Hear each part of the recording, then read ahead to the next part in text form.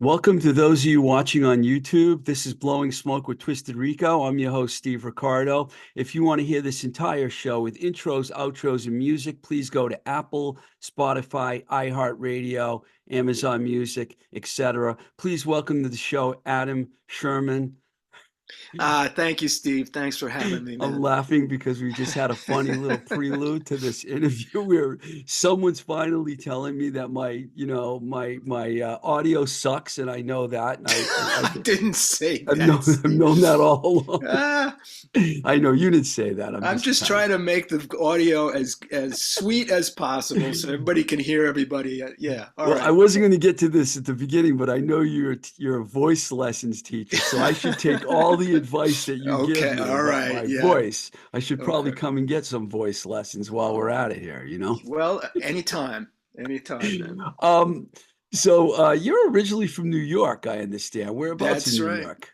Just outside Manhattan in Queens, Bayside, Queens, where I grew up, and um, yeah, that's where it started.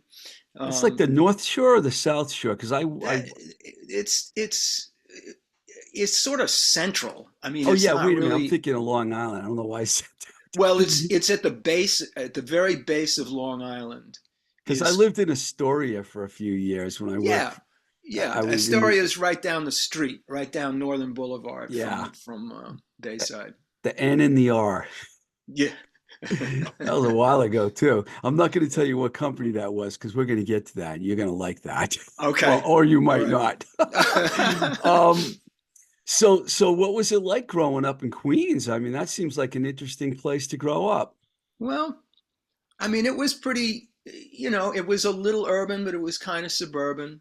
Um, I went to a very classy high school. I was in the school district for Great Neck South Senior High, and so I went with a lot of really kind of sophisticated kids. That's where I met in eighth grade. I met all of the people who I made music with for the next 6 years, So um, it was cool to suddenly be exposed to kids from a different economic class who had things like Les Pauls, and nobody at that time had a Les Paul except the older brothers had stuff.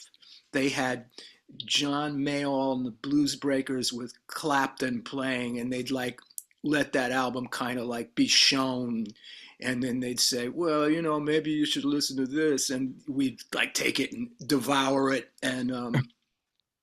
And one kid's older brother had a gold top Les Paul, which today would be worth probably $40,000 or something like that, and it was just laying around. It was just I another good was I thing. was smirking because I'm very familiar with Great Neck. I had a girlfriend in Great Neck, and Oh, nice. and I grew up in a low low middle income family. So going to Great Neck was like what? I mean, it was like very wealthy area. So Yeah, I get that they had the nice equipment, yeah. because that area was like very uppity up.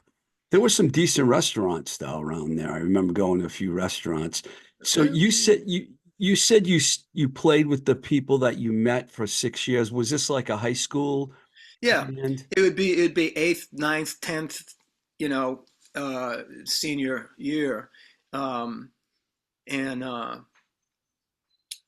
yeah, we played what we I had a place at my house. My parents let us rehearse at my house, and um, we played for hours on end. We were into Humble Pie and the Allman Brothers. Wow. And the Allman Brothers taught us that you could get a nice lick, you could get a riff, and you could play that for 2 hours, with various people attempting solos and stuff like that. And that's what we did. We would learn a Humble Pie tune, and we would just play it we'd jam it and play it forever. And we got good. I mean, it's there. I tell this to vocal students all the time. You want to get good at singing, sing. just go and sing someplace. I'll show you some things that'll make you better at singing, but you're fine right now. You knew how to sing when you were 2.5 years old and you forgot. So just go back, remember, and you'll get good. So we got good at playing, we got good at jamming. Now all these years later, I'm one of those guys that can jam, and I play with people all the time that have never come up that way, and they just can't. They can't do it. A lot of times people that are classically trained have no skill at just getting together with somebody and making music. I get that. I get that. I love Steve Marriott, by the way, because you mentioned Yeah, Humble Pie. he's one of the greats. One of the Sad, greats. sad, sad ending to his Yeah, life, I should say. yeah, unnecessary and tragic. Yeah, The band that you played in, what was their name? Private Lightning. Oh, that was Private Lightning back in New York? Well, no. The band that we played in back then, what the hell were we called? We were called Starbuck. Oh, okay. Before, Yeah. way Yeah. before Starbucks. We were Starbuck Yeah, from I'm gonna Moby get to from Moby Private Dick. Lightning. I was trying to Okay, work my way up to that. all right. Um, so did Starbuck, did you guys do any clubs and stuff, or were you too young and No, that doing we were halls? too. We did things like VFW halls and high school sock hops. That stuff. Um, that's mostly what we did. There were and there was like it was a yeah there was sort of a scene for bands that were auditioning for high school things, and with after school the bands would bring all their shit to the gymnasium and audition. So those were big things to go for, and there were some, there were kids that were stars. Like there was this guitar player who was just just head, hands, and feet above everybody else, and it was like, all right, what's he going to do Mm. this time, and so, And but he ended up in Dream Theater. yeah. Right. I know the Dream Theater Yeah. guys are all from that area. Right. Yeah. Um, you mentioned Humble Pie and the Allman Brothers. Was there any other music that got your ear, like early on, that got you interested in music? Well, I mean, I come from the Beatles. um, that first rung of stuff beyond the Beatles would start with Bob Dylan, Cream, Mountain. Leslie West was a big. Yeah. I was a big fan of Felix Popularity and Leslie West. Another Felix Popularity, another tragic, completely bizarre ending. Um, and what else? I mean, I loved Janis Joplin. I loved Jimi Hendrix. I actually saw a concert at the Singer Bowl that was headlined by Jimi Hendrix and opened by Janis Joplin and the Chambers Brothers. The And that was, Chambers Brothers. yeah, Oh, that that's a was a good one. mind bending show. That was, and Time has come I today. was, yeah, I was a little kid. I was there with my parents, and you know, all those things changed my life. They changed my life.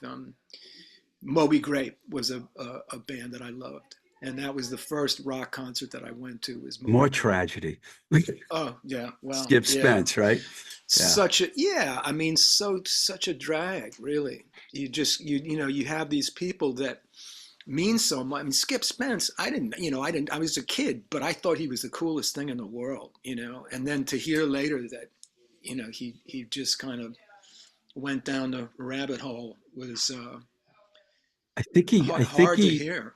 I think he got a chainsaw once and in a hotel and was trying to he was trying to get in his bandmate's room and stuff. I read that somewhere. Oh But God. let me tell you something though. Omaha, you listen to the song now, Yeah, and it's still one of the greatest rock songs ever. just one of the greatest rock songs ever. Well, so you were Absolutely. into like a lot of varied late 60s, early 70s music, and it influenced you. When did you pick up the guitar? When I was 8, Eight. Now, was it just guitar or did you play other instruments? I imagine now you I probably started, do. well, I had parents, both my parents are in the arts, And so, pretty typical for a kid at that time in the world was piano lessons. You get the, Yeah. you want to make them sophisticated. Musically, you get a kid a piano. And so I had piano lessons for a couple of years. I didn't really take to it. I did all right. Um, I learned that I had mirror vision because I would read the music backwards, and the teacher was like, no, no, no, no, no, no, no, and then she was like reporting to my parents, well, your son has a learning disability. Oh, great. Um, but yeah, as soon as I saw the Beatles, I just went, no, give me a guitar. And my parents were of the mindset that, all right, if the kid wants to do something that's creative, you help them do it. So they got me guitar lessons. I mean, within months of seeing the Beatles on Ed Sullivan, I was taking guitar lessons. And within a year, I had my first electric guitar. So by the time I was 9, I had an electric guitar. And I was writing songs then too, You because, were. well, yeah, I started it. It just, for people from my generation who came up with the Beatles and Bob Dylan, the thing that was so different than anything that came before that, or that most of what came before that, is these guys were writing their songs. And Hmm. so what I received when I got the Beatles was not just like a bunch of cute guys, singing somebody's song, but these are the creators, man. These are the guys. They're making these songs. And then you find Bob Dylan and you go, oh, right.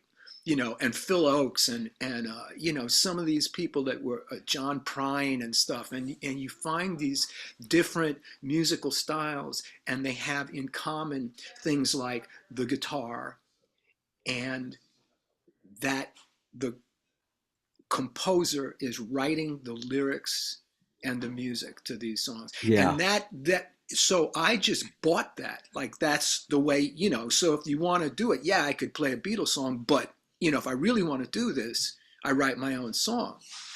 So I started doing that right away when I was 8 and 9.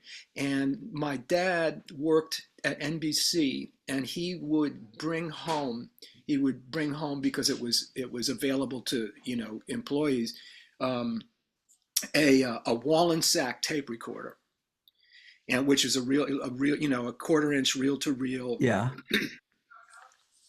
and I would record songs. And Wow. I had my little mic. Had the tape recorder comes with this microphone. The Wallensack tape recorders, if that doesn't mean anything to you, were like the Dodge Dart of tape recorders. They're like made of metal, and you could drop them out of a window and they'd be fine. And the beautiful design where the little microphone fits in the lid, and there's everything you need. You kind of take it apart and put it together and and I loved the whole process of recording, and this was way before double tracking or anything. So you just had some chords and you had some things, and you put your little mic hanging up, and you're making You were songs. into it early on. I Uh, was. Something you said struck me when I was a kid and I used to get records. I tried to play, I played guitar, but I never was very good. I was more like, I knew I was going to end up behind the scenes, which I have been my whole life now. But I remember I would look at records and I look at the songwriters, and if there were different names on there, I'd be Mm. really confused. I think they were in the band. Like, here's an example. The Runaways, for example. I thought Kim Fowley was one of the girls in One the of the band. girls. First of Yeah, all, the well, name Kim had me fooled. And then right. I didn't find out till years later because I got that Runaways record, the one that came out in 77. I remember getting that as a teenager and I Hmm. listened to it all the time. I guess I didn't read the names very well on the back Right. because I thought Kim Fowley was one of the girls in the band. Mm. So, and I've always, I mean, of course, there's great songs written by people that aren't in the bands, but I do appreciate what you said about the bands writing their own music and how you Mm. would want to do that yourself, play your Yeah. own songs. Um, did you, how old were you when you moved to Boston? 17. Okay, so did you go to Boston to go to school? Nope. To play music. So you didn't move, you're not one of the people that moved up here to go to Berkeley or anything No. like that. No, I went to art school in Brooklyn for a half a semester out of high school. and I just didn't dig it. I didn't. I like art. I mean, whatever. I mean, I'm a creative person, but something about it's kind of everything about Pratt at that time. Brooklyn was a rough place at that time, and you had to Yeah. stay on campus and shit like that. And it was, and I didn't bond with any of the teachers. It was foundation art, and you sort of had a bunch of, like six different teachers for different things. And I went home for Christmas, and a friend who was a year older than our class um, had come to Boston um, to play in the final, you know, gasp of life uh, for the Velvet Underground. And Really? well, he played. I think actually Willie even left. I mean, the demise of the Velvet Underground was not a pretty picture from what I understand. I don't intimately know the details, but all I know is that what we were sold was that we would come and be managed by the Velvet Underground's manager. The Velvet Underground had stopped, had ceased to exist. So this was after Willie and whatever came after Willie for 2 weeks or something like that. Yeah. Um, and we came and we screwed around for a year waiting on this guy, this manager guy. Um, it, it, he got us like odd jobs and stuff like that, like, and nothing to do with music. He'd get us parking cars and stuff like this, and we thought like, oh, we're with the Velvet Underground's manager, this is going to be cool. And we later learned, I mean, quite a bit later learned that the reason that Lou Reed left was because he hated this guy so much. And it's in any book that you find about the history of the Velvet Underground has this guy's name in it quite a few times because he was a pain in the ass.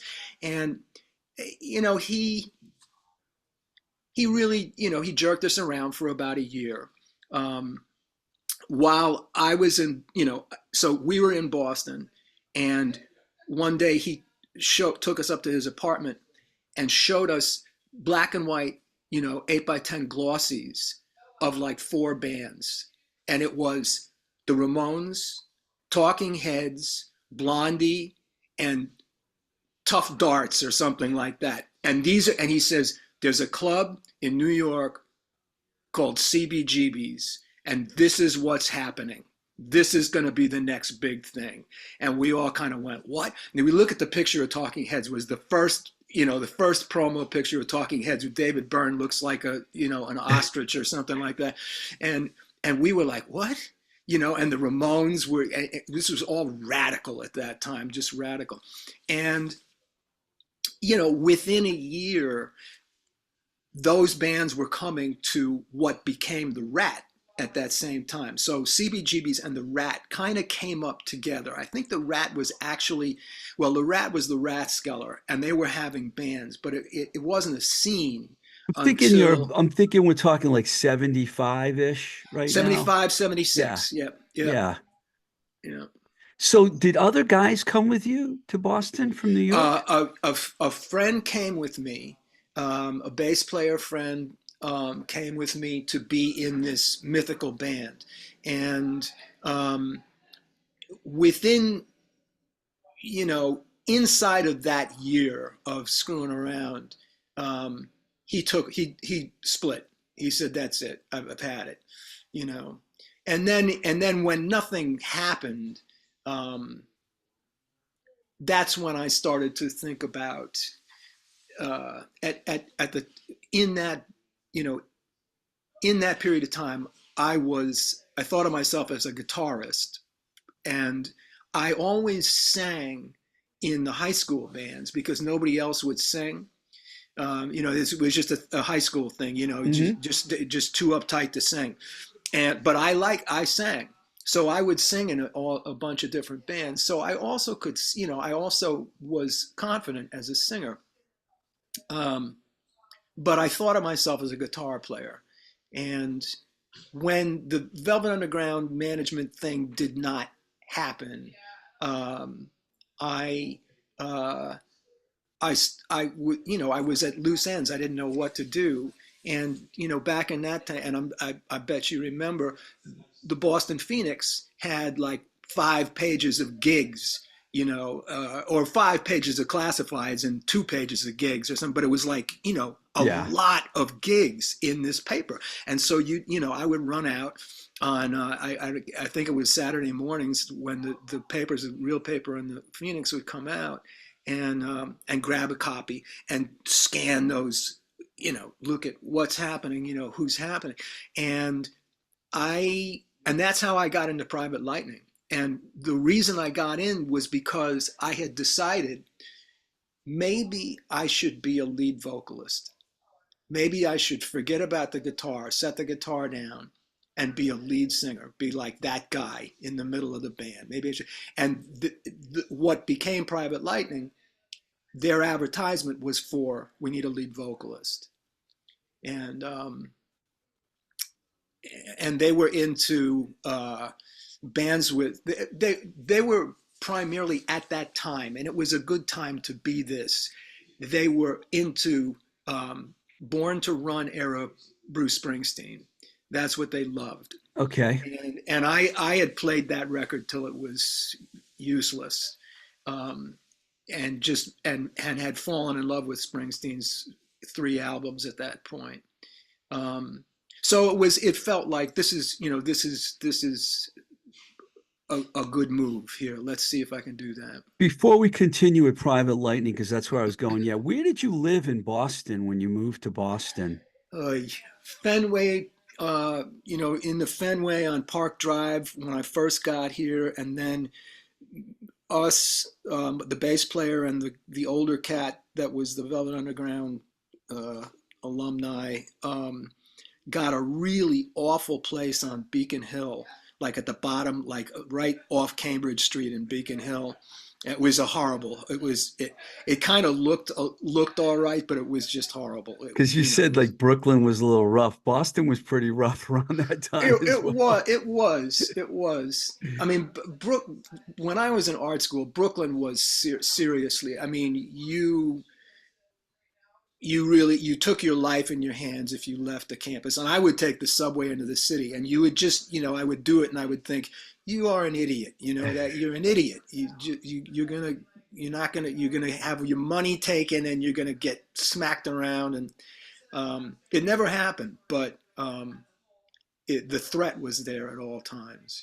And Boston was, I don't know, Boston seemed so provincial to us. Mhm. Like when we got here, we were like, this is the cleanest city I've ever seen. It Wow. and you'd stand on the Mass Ave Bridge and you'd say, that's it. And we're from Manhattan, or that's where we thought of a city, that you can't even get it all. You can't even see it all in one thing. And there's Boston. So we thought it was kind of cute. And it never felt dangerous to me. I never got that vibe from Boston at all. I remember Private Lightning, and we're gonna talk about them now. Were you going to the Rat and seeing like, okay, you're talking mid to late 70s, so it was that whole garage rock scene there with Yep. DMZ and Real Kids and all Willie Loco and Neighborhoods. Were you seeing those bands at that time? I was seeing them all. Everyone you've named, I would see. I'd go to the Rat. I'd go to the Rat a lot. Several times a week, maybe 4 times sometimes. And you know, Not to put too fine a point on it, but one of the bands that I saw many times was the Nervous Eaters. Nervous Many Eaters, times, many who times. you happen to be a member of now, I happen to be a member of now, and which we'll get to. I love the story. Yeah, I mean, I just love it. But to go from Private Lightning to the Nervous Eaters is you know it's kind of an interesting life, I guess. Was Private Lightning part of that scene? Were you guys accepted by that scene? Not really. We didn't. We did play the Rat, but we weren't a punk band. We were Yeah. really we were.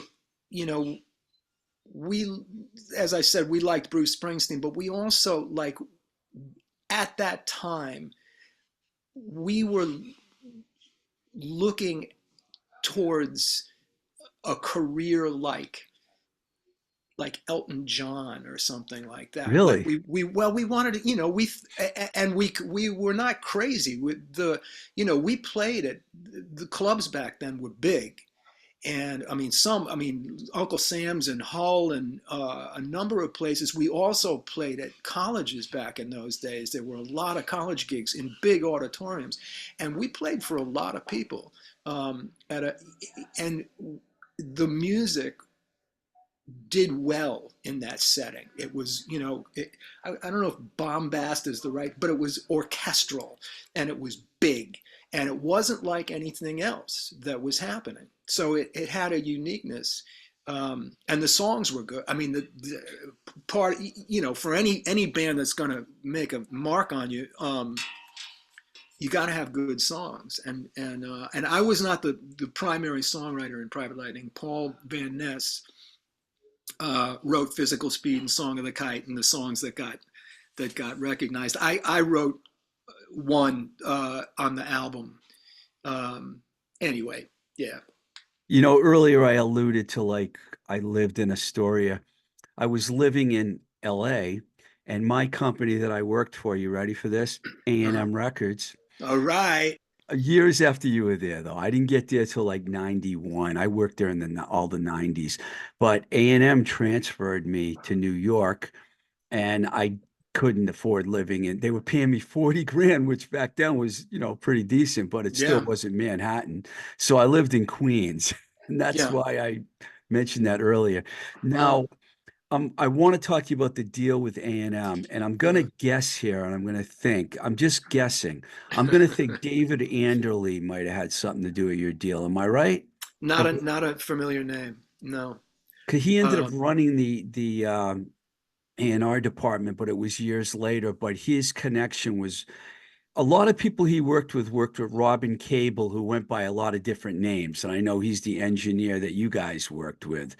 I don't yeah. know if he went by Robin Cable or not, but all those bands that he worked with, Krista Berg, the Dickies, Sheena and the Rockets, all those A&M bands kind of got bunched in together.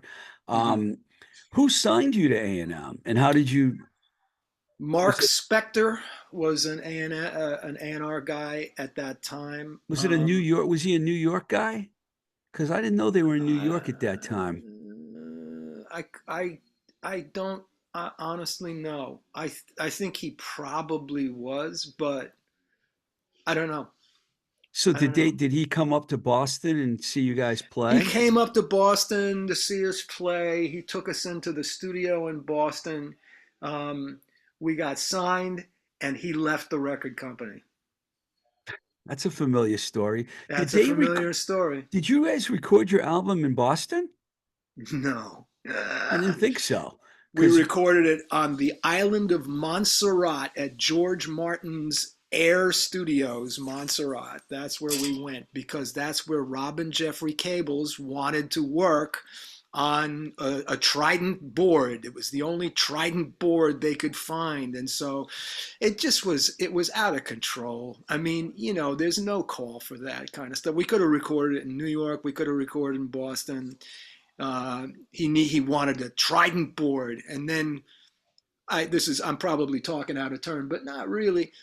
Robin Jeffrey Cables had a real drinking problem, and this guy, I mean, we're talking here, right? This guy would fall asleep on the mixing console at 11 o'clock in the morning because he wow. was cocked already.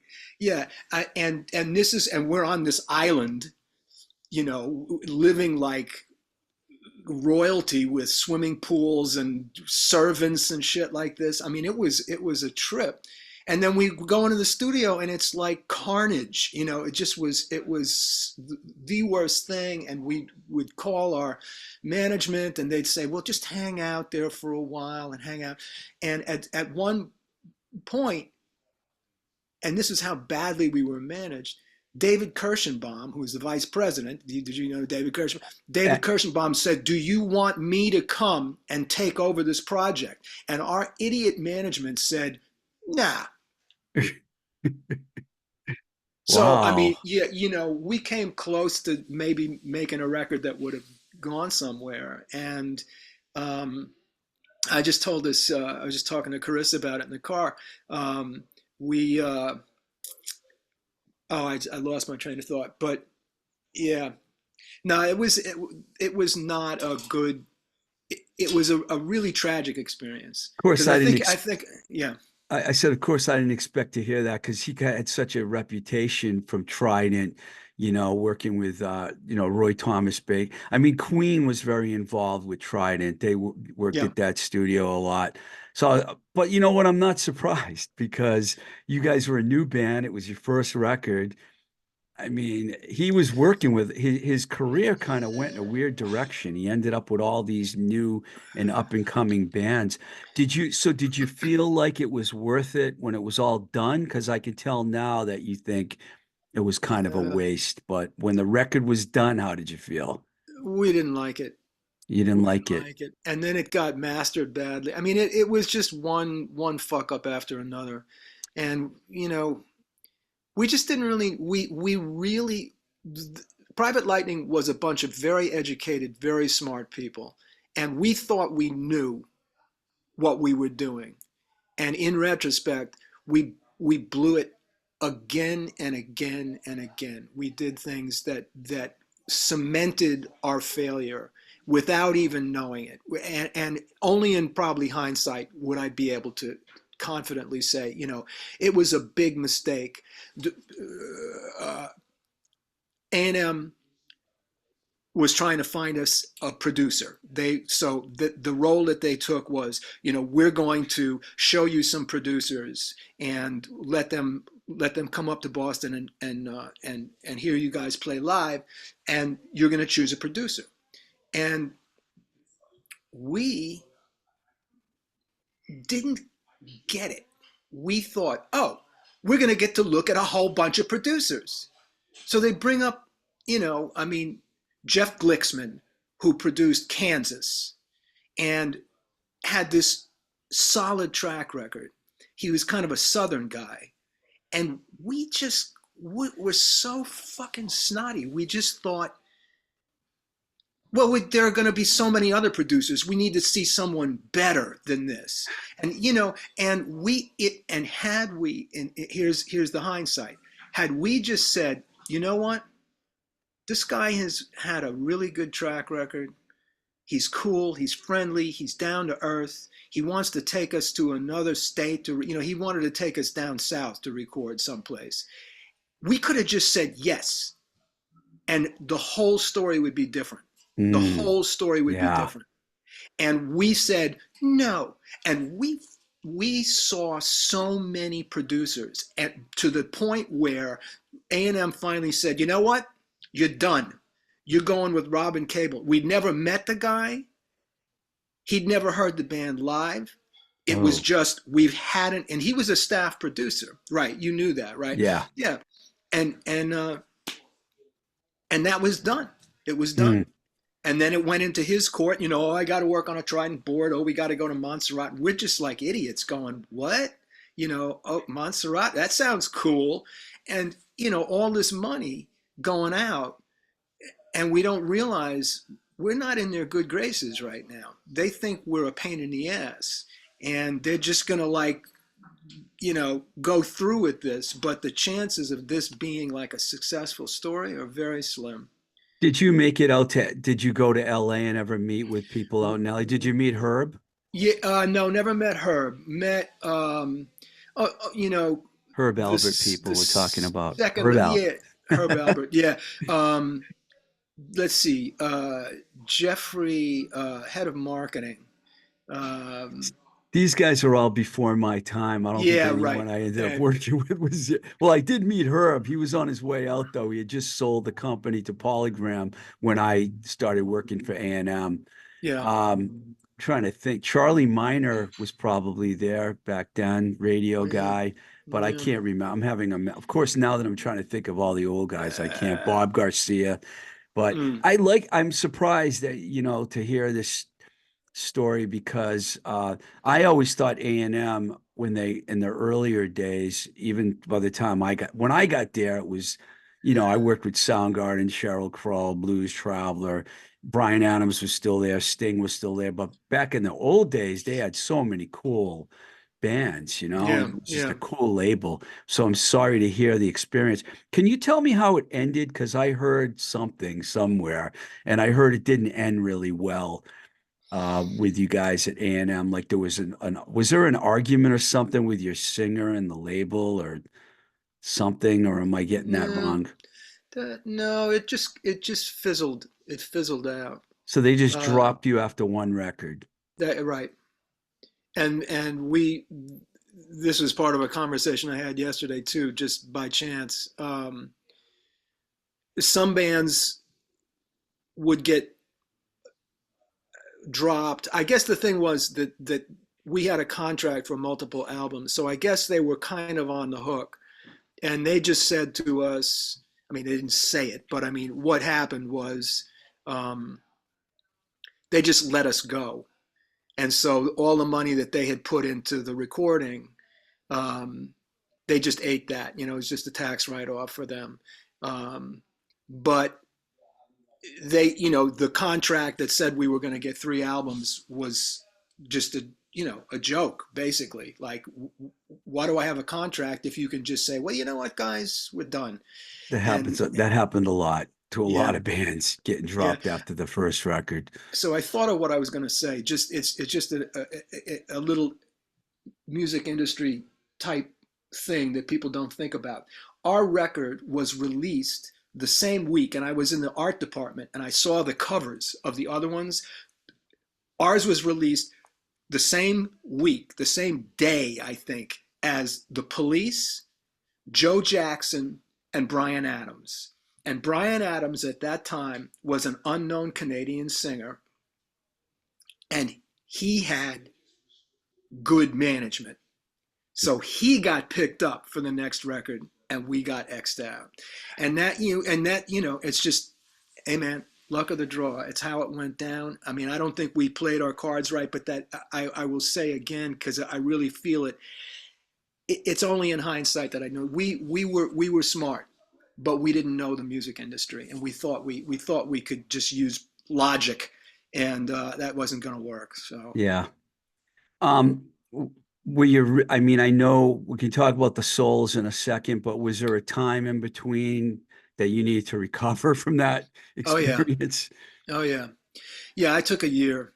I mean, it wasn't a plan, but um, I I wanted to become a better songwriter, and so when Private Lightning came apart, um, I I got what was kind of state of the art then was a 4-track cassette recorder, a Tascam, and just started writing songs, just trying to do stuff. And it was an interesting bit too. Was I had an old Dodge Dart Swinger with a AM radio, and all that I could find to listen to was this one country station in Boston, and it was a very good country station at that time. It wasn't a bunch of bullshit music. It was George Strait, and it was great classic, and I just would leave that on in the car. So I'm listening to this country music, and I'm writing these songs, and the craftsmanship of country songs just started to bleed into what I was doing. Just the the how they tell this story and they wrap around, and it's so you just you're listening to the whole bloody thing. And I started to try and emulate that, and to be more thoughtful about the construction of songs, um, and wrote a couple of good ones, and then I just said I got to get into a band, and this is again, I don't know how interesting to anybody else this is, but in my life, those little bits of light that come in, uh, I the last gig that Private Lightning did, the opener was a band called the Meetings, and I watched their whole set, and they were a four-piece band. They had a lead guy who was a sax player, and I'm watching this band, and I watched the whole set, and I just recall saying to myself, um, if this band lost that sax player, they'd be a fucking great band. And 1 year later, what do I see in the Phoenix? A band not identified, but in Lawrence, you know, three-piece band looking for lead singer, guitar player. And I said, I wonder if that's the Meetings. So I called them up, and lo and behold, yep, it's the Meetings. Louie's gone. They need me. I go up. They're like, this is unfucking believable. You were in Private Lightning. I'm like, yeah, whatever. Let's play.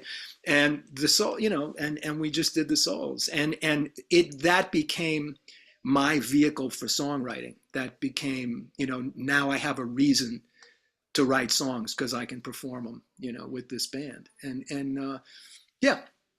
I don't know a lot about the Souls. I just heard about the band because I was far removed from that whole scene. But far as I could tell, there was only one EP, There are two. two EPs. The There's Light in two. You is the one I found. Okay, that's the second one. The first one is Shoot for the Moon. But you And guys shoot, had a good buzz going in Boston for a we little while, did. didn't you? We did. We had a good buzz. The record industry had sort of gone through one of its shifts. We did have interest from a couple of majors, but it was the same. I mean, we had a vice president from Columbia flip out on one of my songs at an ASCAP songwriting thing. It was held at Spit or one of those places down there. Big thing, attended by many people. And this cat, they have like he's there. There's a panel of people on the stage listening, and they're playing songs that have been submitted. So these are the 10 songs we've chosen.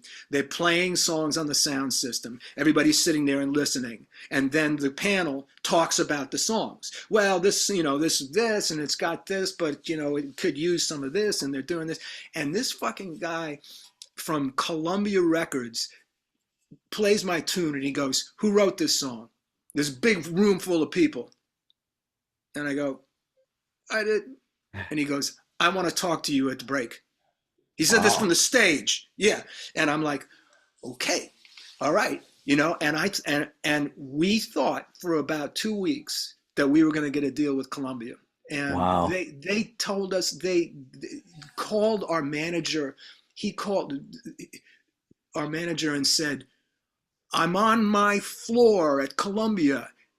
We're watching the video. Everyone says, this guy's a star, and I'm like, all right, this is good. This is happening. We're going to sign with Columbia. He comes up, buys us dinner at this fancy restaurant on the waterfront, sees a show, and then does not return phone calls ever again. Mm. So how many times can your heart be broken like that, and you still go back and pick up your guitar like a fool? I mean, how many Wow. times can you do it? And here we are. Here I am, 100 years later, and I'm still doing it, and I'm still listening to these bozos tell me stories about how it's going to be and what is going to happen, and we're just going to have to keep making music. That's This all. bozo's not doing A&R or anything anymore, so he's not going to tell you anything. Excellent. Don't What I tell am me going to any. tell you is that the record that I listened to this week that really just, I was like, how did I miss this? Was the Songbird album that you released, Oh, solo record, channeling Chet Baker very heavily. I'm sure you've yes. heard that before, right? Oh, I know. I will tell you the story, or I won't. But Chet Baker, my thing was, and as a vocal teacher and as a vocalist, I am always telling people, do not imitate anyone. And I had left the Souls, I had left music, I was painting, and I painted for 10 years, showed in galleries. And while I was doing that, I listened to jazz. And Wow. about 5 years into it, I realized, you know what? There are jazz vocalists. And I got turned on to Chet Baker and fell in love. What a And voice. all I can, yeah. And I finally came around and I started thinking about music again. And the thing that got me back to playing was I just decided, why don't you see if you can sing a song like Chet Baker? Why don't you just see? Just put it all down. Don't judge yourself and just see. And I literally, I went downtown Boston to the Boston Music Company. I bought sheet music for My Funny Valentine. This sheet music was printed in like 1952 or something like that. You should have seen it. It was the greatest looking piece. It was like history right there. And I took it back and I learned the jazz chords and I sang the song and I started playing music again. And right after that, I wrote January, February, because I just said, okay, I got to write one now, you know. Very And Chet Baker tuned. very Chet Baker, very Chet. And I have no anybody that wants to compare me to Chet Baker any time of the day, any It go was a for it. compliment. I take it as such. And I did know that you were an artist. This is where I'm going to get probably a little out of order. So if I do, forgive me. A Okay. fire destroyed all your art. Someone was telling me about that in Oh, jeez. 1998. That must have been, I'm an artist myself. So that must Mm. have been heartbreaking when that happened. But that influenced you a little bit as a writer, didn't it? Uh, yeah. I mean, I think it influenced me as a human being. Yeah. When you realize, I mean, I lost everything. I lost all my artwork, but I lost a 61 Stratocaster, Oh. amplifiers, recording equipment, all my tapes, my record collection, um, the whole thing What gone. could be worse And, than losing your records? Jesus. well, I mean, really, and all my journals from high school and Oh, that sucks. yeah, it definitely did suck. Um, but you kind of, you get through it, and I think on the other side of it, you kind of realize, life is transitory, man. You're gonna have some things, and you're gonna have them for a while, and then you're gonna not have those things, and you're just gonna, and like, how do you survive and stay whole when you lose things that you're invested in? And it changes your whole, um, your whole understanding of attachment changes, because you just sort of go like, well, I love this guitar, but it could disappear in one way Material or another. things. Yeah, Yeah. well, yeah, and it just, if you think about it, you lose you lose everything. What goes through your mind? You think, well, I'm still here. I can still do things. I can get another guitar, um, and I can go on. And you did. Yeah, 2018 River of Dreams, second solo album. So good. That song, so good. yeah. So good. I see your face on the news and I want to kick it with my shoes. Okay, help me out here. Who are we talking about here? Oh, we're talking about the big T, man. I had a feeling, man. I Oh had that yeah. feeling. No, I mean, that guy just makes me want to puke. So let's talk about something You're else. not the But only one. The Nervous Eaters, the band, has been reformed and retooled. And now I hear Carissa Johnson's in the band. You mentioned her a minute ago, and she's a I'm like, wow, all of a sudden we've got like a really interesting, not that there weren't other, I've seen and heard all, Billy Lucici and all these different yeah, versions of that band that were amazing. Um, the Monsters and Angels LP came out in 2022. I got it, I heard it. I don't like their record label, but I still had Uh-huh. Brad came on the show and talked about it. Um, how are you feeling about the Nervous Eaters right now? I'm feeling good. Um, it's I mean, we're kind of at that moment. We have an album, the second album for Wicked Cool, your favorite label Please is don't say that. well, we love Wicked Cool, but they're they do what they do well. And we do respect them, but it's it's not the it's not the warmest relationship. It's a very business-like relationship, and which is okay, but sometimes you want a little love from somebody, and Hmm. they're kind of standoffish. Um, But they're doing but a second record, so that's good, they're doing a right? second record, and there's talk about maybe a third. Um, the record that will come out in August, which is the second, it's called Rock and Roll Your Heart Away. Um, it's good. I mean, I really, I can sort of distance myself a little bit because these are Steve's. Most of 8 of them are Steve's songs. 2 of them are mine. Um, I'm looking forward to it. I think it's going to be good. We're not really sure what the future holds for us. Carissa has sort of signed on um, for the foreseeable future. But we'll just have to see what happens with the record. It's That's a just secret weapon right there, Carissa Johnson. yeah, no, we're very lucky, and we're very excited about um, the possibility of this being a lasting relationship, and um, and people are excited about it. People are talking. God, I could talk to you forever.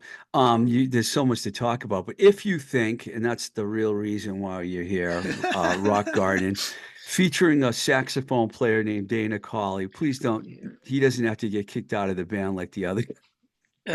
It's a joke. I love Dana. I'm just kidding around. But Yeah. that song is great, but it's kind of angry. I noticed. Is there? Well, I'm probably kind of an angry guy. No, I You mean, don't seem like an angry guy at all. well, you hit enough.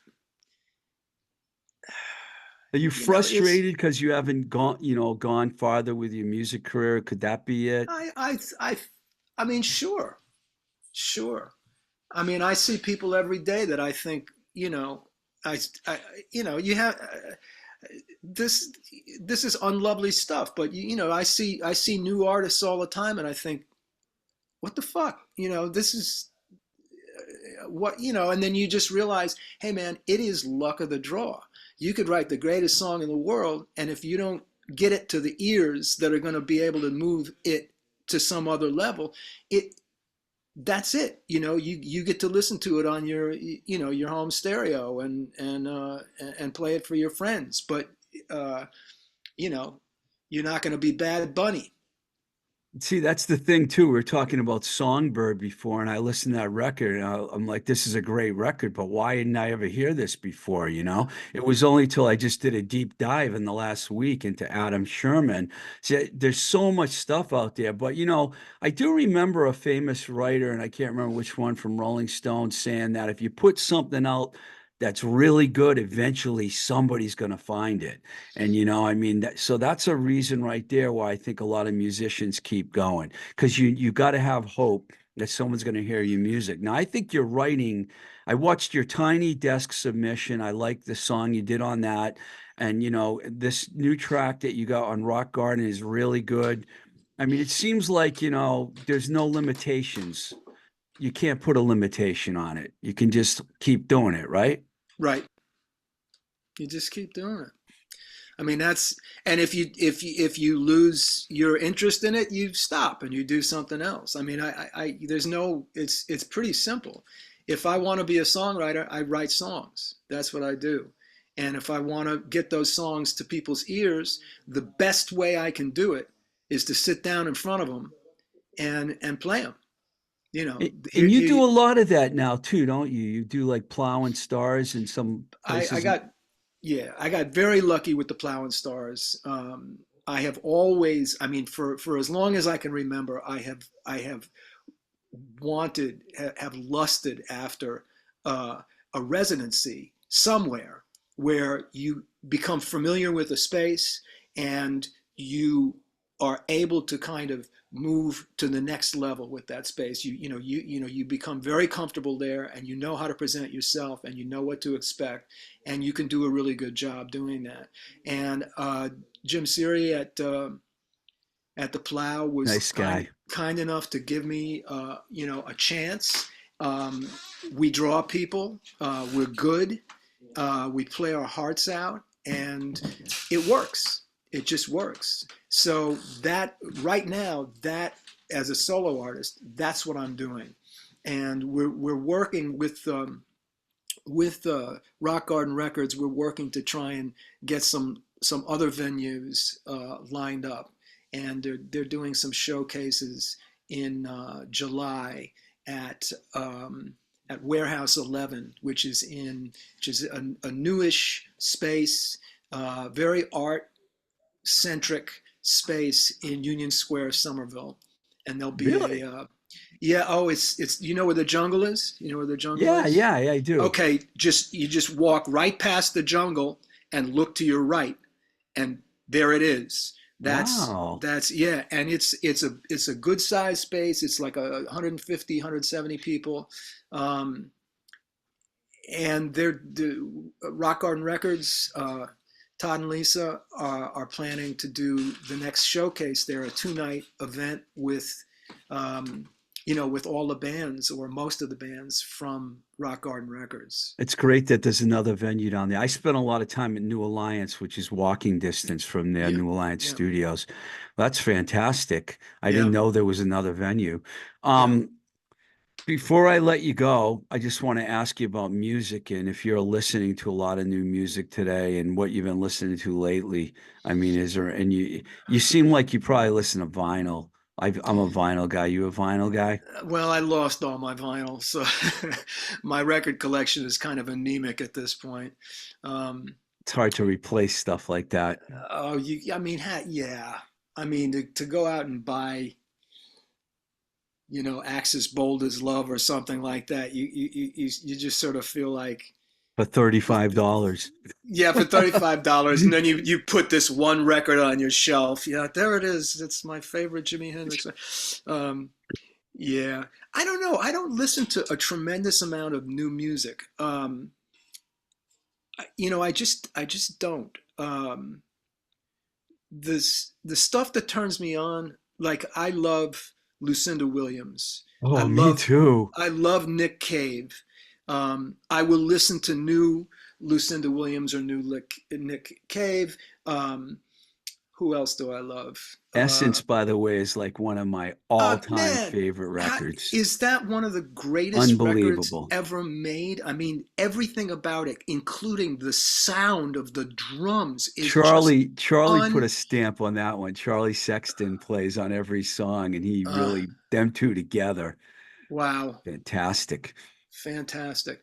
So I don't have a quick answer for new artists. I'm trying to think if there's anybody that has stood out. Um, but I'm kind of, it's when you're a songwriter, um, it's hard to listen to something without kind of